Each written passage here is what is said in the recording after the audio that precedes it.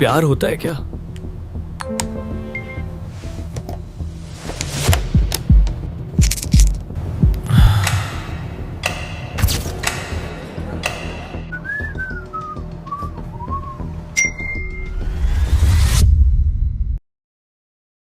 मैंने वह सब किया जो मुझसे उम्मीद की गई थी, पर जब मैंने आईना देखा मुझे एक सवाल दिखा।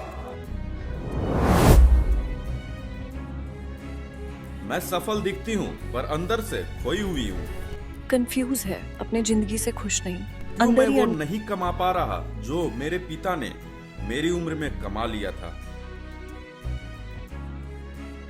शादी, करियर, बच्चे, मैं खुद को समझू पहले। Sure, if I'm ready for marriage or children right now, I need to understand myself first. 500 online दोस्त, फिर भी शनिवार को रात अकेला।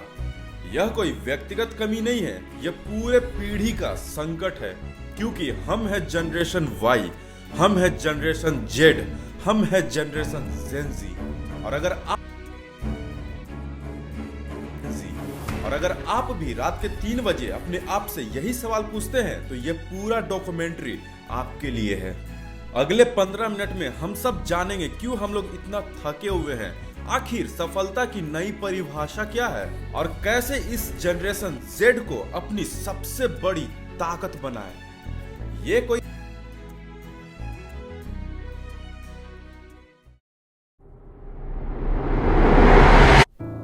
मैं सब कुछ कर रहा हूँ, फिर भी लगता है कि कुछ गड़बड़ है। क्या यही है जिंदगी?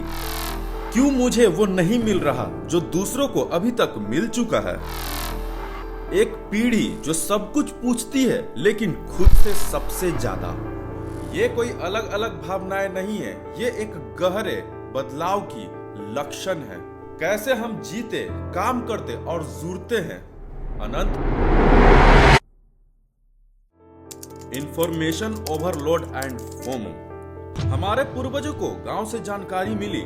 आज 34 जीबी डेटा प्रतिदिन करीब 1 करोड़ शब्दों के बराबर होता है, और ये जनरेशन के पास अनंत विकल्प है लेकिन समय सीमित है।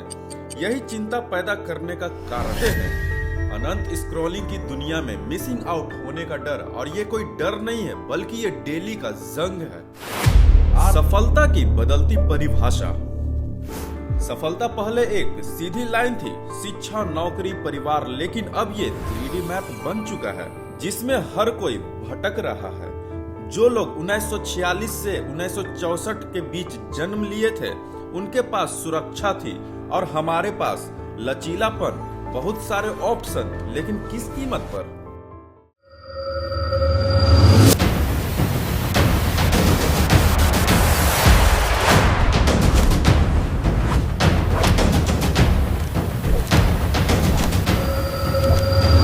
पापा के जमाने में अक नौकरी 30 साल की थी, और आजकल के जमाने में 3 साल भी बहुत बड़ी बात है।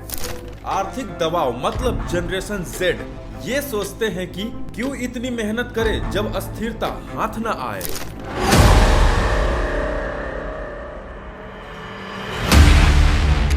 फ्रेंड पर कोई बात करने वाला नहीं। ऑनलाइन सब जानते हैं मैं क्या कर रहा हूँ, ऑनलाइन कोई नहीं जानता मैं क्या महसूस कर रहा हूँ। न आए। हम पहले से कई ज्यादा जुड़े हैं लेकिन फिर भी किसी पे भरोसा नहीं, कहीं हैप्पीनेस नहीं। ऐसा क्यों? क्योंकि ऑनलाइन बातचीत सच्चे बंधनों के खालीपन को कभी भर नहीं सकते। जैसे एवरेज हम लोग डेली के करीब 2.5 से 3 घंटे अपने मोबाइल में स्पेंड कर देते हैं, पर वही क्या 2.5 से 3 घंटे हम लोग लोगों के साथ सोशल होते हैं। मैं अपनी हाईलाइट पोस्ट करता हूँ लेकिन लोगों से मिलना हाइड करता हूँ, और ये एक ऐसी दीवार बनाता है जिसे कोई तोड़ नहीं सकता। समाधान। अपनी जनरेशन को ताकत कैसे बनाया है? पहला कदम, आप किसी से अपनी तुलना ना करें क्योंकि वो अलग है और आप बिल्कुल अलग है। स्क्रीन टाइम सीमित करें और अपनी प्रोग्रेस पर फोकस करें। जब मैंने स्क्रॉलिंग बंद की तो खुद के लिए जीना शुरू किया, अपनी गोल पर फोकस किया।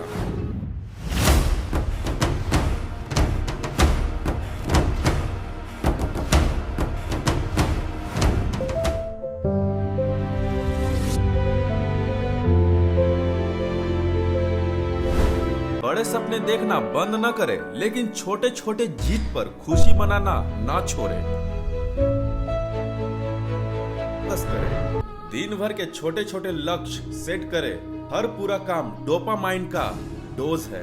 उसके बाद अब अपने बड़े बड़े लक्ष्य को सेट करते जाओ, सारे पूरे होते जाएंगे। मैंने रोज 10 मिनट किताब पढ़ना शुरू किया। अब ये आदत बन गई है। वाई की जगह वाह आ गया।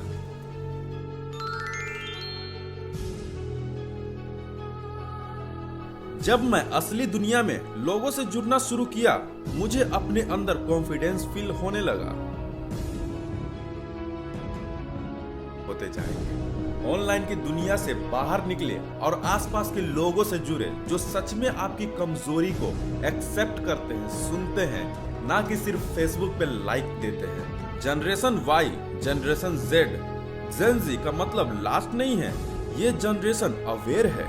हर सवाल एक खोज की शुरुआत है और शायद इस भटकाव में ही हमारी पीढ़ी की सबसे बड़ी खोज छुपी है।